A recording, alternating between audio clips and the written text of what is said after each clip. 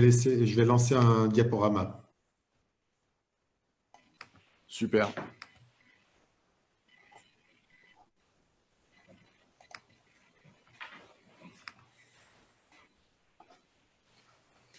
Voilà. Donc, il s'agit en fait de la restitution des travaux du groupe 2. Donc, les travaux du groupe 2 consistaient en fait à essayer de professionnaliser la filière et on a retrouvé un certain nombre de choses qui ont été dites par notre ministre, donc Cédric O. En fait, on est parti du constat que la transformation digitale de la société posait des problèmes. Donc, il y a eu l'introduction du numérique dans tous les domaines, le tertiaire, le bâtiment, la pédagogie. Ça, c'est ce que j'avais un petit peu dit déjà dans mon allocution. Et puis, en fait, les entreprises publiques et privées proposent de plus en plus de services numériques. Ce qui fait que certains usagers ont de plus en plus de mal à accéder à ces services et il apparaît nécessaire d'avoir en fait un médiateur, un intermédiaire entre l'usager et le service numérique.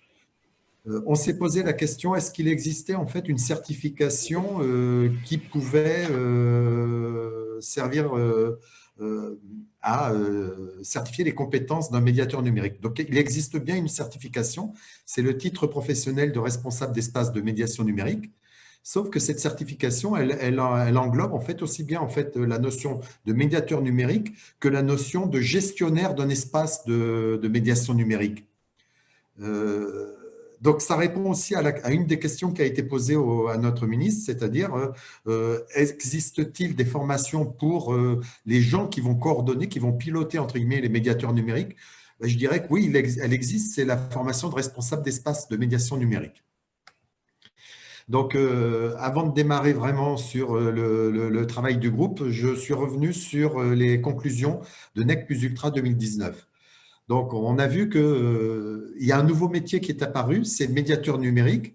L'objet du médiateur numérique, c'est de rapprocher les publics éloignés des services numériques qui sont de plus en plus proposés et qui ont été, entre guillemets, mis en avant par, le confinement lié au Covid. Alors, il avait été fait un constat lors du NEC Plus Ultra 2019, c'est qu'en fait, il existait déjà des médiateurs de terrain, des acteurs de terrain, ce sont les travailleurs sociaux. Les travailleurs sociaux, ce sont des personnes dont le rôle est déjà, entre guillemets, de se rapprocher des personnes en difficulté et pourquoi pas dans le domaine du numérique. Il y a aussi des salariés d'entreprise qui doivent aider leurs clients quand ils veulent accéder aux services numériques de l'entreprise. Il y a les bénévoles dans les associations. Il y a des indépendants. Donc, on a beaucoup insisté aussi lors du NEC Plus Ultra 2019 sur on a aujourd'hui des indépendants qui interviennent déjà dans ce domaine-là. Et puis, comme l'a dit notre ministre, il y a aussi les membres de la famille. Il y a le neveu qui vient aider le tonton ou le grand-père, etc. D'accord ? Donc, comme je l'ai dit tout à l'heure, c'est que le titre professionnel responsable d'espace de médiation numérique propose un bloc de compétences dédié à l'accompagnement des publics. Alors, on ne s'est pas contenté en fait de dire, puisqu'on a un bloc de compétences pour ce titre professionnel, pourquoi ne pas utiliser ce bloc de compétences pour certifier les compétences du médiateur numérique? Pourquoi? Parce qu'en fait, c'est un titre professionnel de niveau 5. Niveau 5, ça veut dire Bac plus 2. Dans le cadre du travail que nous avons fait sur notre groupe Medlune 974, on s'est dit qu'en fait, ce qu'il serait bien, ce serait d'ouvrir, entre guillemets, le métier de médiateur numérique au niveau bac. Au niveau bac, c'est-à-dire peut-être même pas avec le bac validé, mais avec un niveau bac. D'accord ? Après, on a fait le constat qu'il existait des initiatives locales à La Réunion, donc avec Saint-Plon, avec le CRIJ et puis l'AFPAR. Mais ces initiatives locales ne permettaient pas d'accéder à une certification officielle. Donc, le ministre nous a dit qu'il veut des professionnels de la médiation numérique, donc des gens qui auraient en fait une certification reconnue. Donc, les initiatives locales que nous avions identifiées déjà en 2019 ne permettent pas de répondre à cette demande. Donc, la feuille de route qui en découlait, c'était qu'il fallait professionnaliser les acteurs de la filière, identifier les formations de médiateurs numériques existantes, formaliser un référentiel de compétences du médiateur numérique, définir des modalités de labellisation pour les structures, c'est-à-dire labelliser les espaces de médiation, celles qui vont faire l'objet de la cartographie, et labelliser les personnes, donc certifier les compétences des médiateurs. Donc voilà la feuille de route. On a fait juste une petite planche sur comment l'impact de la pandémie Covid-19. On s'est rendu compte avec la pandémie Covid-19 que la compétence numérique des usagers était très importante. Les échanges numériques se sont démultipliés pendant le confinement. Ils étaient indispensables pour limiter les déplacements. Donc, on a vu que beaucoup d'institutions aujourd'hui voient bien que les services numériques qu'ils proposent permettent, entre guillemets, de démultiplier leur action sur le territoire et de limiter le déplacement des usagers. Ils ont aussi été démultipliés les échanges numériques pour le télétravail et pour accéder aux principaux services. Mais ce que l'on a vu aussi, c'est que les équipements numériques avaient été utilisés pour échanger avec nos proches. Donc, Zoom a connu son essor pour échanger avec nos proches qui étaient éloignés, qui étaient isolés. Et puis aussi pour commander, par exemple, des paniers de légumes. D'accord ? Donc, on voit bien que le numérique a pris son essor à cause plutôt de la pandémie Covid-19. Mais pareil, une partie de la population qui s'est retrouvée confinée, s'est retrouvée d'autant plus isolée qu'elle ne pouvait pas accéder à ces services numériques. Alors, premier travail que nous avons fait, c'est que nous avons recensé en fait tous les organismes. Donc, nous avons été sur Formanou et on a recensé tous les organismes qui proposaient des formations dans le domaine du numérique, des formations qui pouvaient éventuellement être intéressantes pour lutter contre la fracture numérique. Alors, les formations dont il s'agit, ce sont des formations dans le domaine du numérique. Ce ne sont pas des formations de médiateurs numériques. Les formations de médiateurs numériques, en fait, on a recensé un certain nombre d'initiatives locales. Donc, historiquement, la première, c'était Crige et Simplon, qui a proposé Erika, qui est aujourd'hui une formation labellisée Grande École du numérique. Ensuite, Simplon a aussi travaillé avec l'ARFIS, OI et l'IRTS sur une formation de médiateur numérique. On a vu qu'il y avait un des participants à cette formation qui était intervenu lors de l'intervention de notre ministre. AP-Run Formation et Simplon qui propose coach sportif en numérique. Simplon qui propose une formation de médiateur numérique, de médiateur-médiatrice numérique et de référente digitale. Et l'AFPAR, la CSPL AFPAR, qui propose sa formation de digital médiateur. Donc, depuis cette année, donc en cours, on a la première formation au titre professionnel de responsable d'espace de médiation numérique qui est actuellement en cours à l'AFPAR de Saint-François. Alors, on a bien vu que le rôle du médiateur numérique, en fait, il peut se décliner de plusieurs façons. Première façon, c'est de sensibiliser, contribuer au développement de la culture numérique des usagers. Deuxième façon, c'est d'accompagner les usagers. Donc, ça peut être d'aider les usagers à faire. Ça peut être de faire à la place de l'usager, aider l'usager à faire. Mais le nec plus ultra pour un médiateur numérique, c'est en fait de former les usagers, d'aider les usagers à utiliser en autonomie les technologies numériques.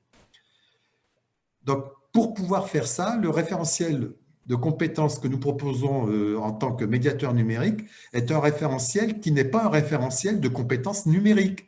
C'est un référentiel de compétences de médiateur.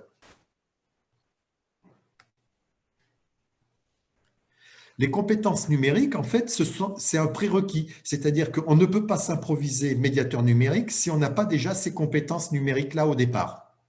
Donc, on s'est dit que en amont d'une formation de médiateur numérique, il faudrait évaluer les compétences numériques des candidats.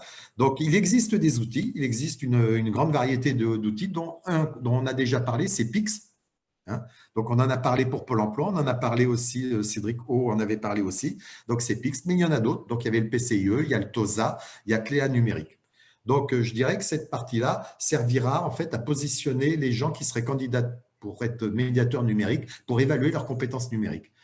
Par contre, maintenant, le référentiel de médiateur numérique, donc ce sera un référentiel de niveau 4, de niveau bac, il serait composé de 3 blocs de compétences. Donc, je ne vais pas décliner le contenu de toutes les compétences, mais c'est accueillir et renseigner, orienter les usagers. Ça, c'est le premier bloc de compétences. Donc, un médiateur numérique doit être capable d'accueillir, de renseigner et d'orienter l'usager qui se présente dans l'espace de médiation numérique. Deuxième bloc de compétences, c'est qu'il doit être capable d'établir un diagnostic de médiation partagé avec l'usager. Il doit être capable d'identifier quelles sont les difficultés que rencontre l'usager, qu'est-ce qu'il doit faire pour pouvoir, entre guillemets, accéder aux services numériques dont il a besoin. Et enfin, il doit être capable d'accompagner les différents publics vers l'autonomie dans les usages des technologies, services et médias numériques. Donc, il doit être capable d'accompagner l'usager jusqu'à ce qu'il soit autonome. Et ce qui est important aussi, c'est les différents publics. Les différents publics, ça veut dire être capable d'accompagner quelqu'un qui a des difficultés avec la langue française, qui est créolophone, qui est éventuellement porteur d'un handicap. D'accord? Voilà, en fait, comment ça s'appelle, les 3 blocs de compétences. Alors, c'est important d'identifier des blocs de compétences, c'est-à-dire que si on arrive à porter un référentiel de médiateur numérique à une certification, ça veut dire qu'on pourrait certifier le médiateur numérique, mais on pourrait certifier aussi un bloc de compétences. Donc, par exemple, dans une structure, on pourrait très bien certifier le bloc de compétences accueillir, renseigner et orienter les usagers. Donc, dans une structure, un agent d'accueil pourrait, entre guillemets, valider la compétence numérique d'accueil, renseignement et orienter les usagers vers le service numérique ou vers la personne qui pourra répondre au mieux. Alors, concernant les compétences, on a aussi un bloc de compétences transversales. Ce n'est pas un bloc de compétences en lui-même, puisqu'en fait, ce sont des compétences qui sont mises en œuvre, quel que soit le bloc de compétences, accueillir, diagnostiquer ou accompagner. Donc, il faut que le médiateur numérique soit capable d'actualiser ses connaissances et ses compétences. Il faut que le médiateur numérique soit capable de gérer les individus et le collectif. Il faut qu'éventuellement, il puisse intervenir quand il y a des situations de conflit. D'accord ? Et puis enfin, il faut que le médiateur numérique soit capable d'interroger, de réajuster ses pratiques d'accompagnement. Donc, à l'issue de chaque action de médiation numérique, le médiateur numérique doit être capable de se poser des questions sur sa pratique. Qu'est-ce que j'ai fait? Est-ce que ça a marché? Est-ce que ça a moins bien marché? Qu'est-ce que je pourrais faire pour m'améliorer en fonction des publics que je reçois? Alors, concernant les modalités de labellisation. Les modalités de labellisation, d'abord, il y a la labellisation des structures. En fait, les structures, ce qu'on va leur demander, c'est de s'engager à respecter une charte de la médiation numérique. Ce sera du déclaratif et les structures labellisées pourront ensuite être cartographiées comme espace de médiation numérique. Donc, l'article 1 disposait d'un espace de médiation numérique. Article 2 disposait d'au moins une personne qualifiée. Donc, le mieux, ce sera à terme d'avoir une personne qui est certifiée médiateur numérique. Fournir et mettre à jour les données nécessaires à la labellisation. Article 4, proposer une liste de services de médiation numérique. Donc, on est en train de travailler sur une liste de tags qui permettront de dire que cet espace de médiation numérique propose un certain nombre de services numériques génériques. Article 5, fournir des statistiques annuelles de son activité de médiation numérique. C'est-à-dire que tous les ans, la structure labellisée devra fournir des statistiques sur le nombre d'activités qu'elle a réalisées et la satisfaction aussi des gens qui ont bénéficié de ces actions de médiation numérique. Donc, c'est l'article 6. La structure s'engage à recueillir et transmettre les appréciations des usagers à la structure de labellisation. Enfin, article 7, fournir aux usagers des coordonnées permettant la réclamation. Donc, ça, c'est l'objectif que nous visons. Dans un premier temps, pendant une période transitoire qui pourrait durer 1 an et demi, 2 ans, la structure s'engagerait à faire certifier un ou plusieurs intervenants. Ce qui nous semble important, c'est que la structure doit, et d'ailleurs, c'est ce qui a été repris par Cédric O, la structure doit employer des médiateurs numériques. Alors, employer des médiateurs numériques ou éventuellement être en contrat avec un médiateur numérique certifié. Alors, la certification des médiateurs numériques, eh bien, nous, ce que l'on voudrait, c'est que les formations soient reconnues au niveau national. Donc, la certification soit reconnue au niveau national et que les formations soient éligibles aux différents financements de la formation professionnelle. Donc, si possible, on souhaiterait que la certification se fasse aussi par bloc de compétences. Donc, on a vu qu'on avait vu 3 blocs de compétences. Donc, on pourrait être certifié sur le premier bloc, sur le premier et le deuxième bloc, voire sur le premier, deuxième et troisième bloc. Et à ce moment-là, on sera vraiment un médiateur numérique. Et si possible aussi, permettre aux intervenants actuels, donc les gens qui sont déjà dans des structures et qui font déjà en fait de la médiation numérique, d'accéder à cette certification grâce à la validation des acquis de l'expérience. Donc, la suite, c'est formaliser ce référentiel de certification et le porter, si possible, au répertoire national des certifications professionnelles, au RNCP, ou alors, ce serait une certification complémentaire à des certifications existantes, au répertoire spécifique des certifications et des habilitations, le RSCH. Voilà.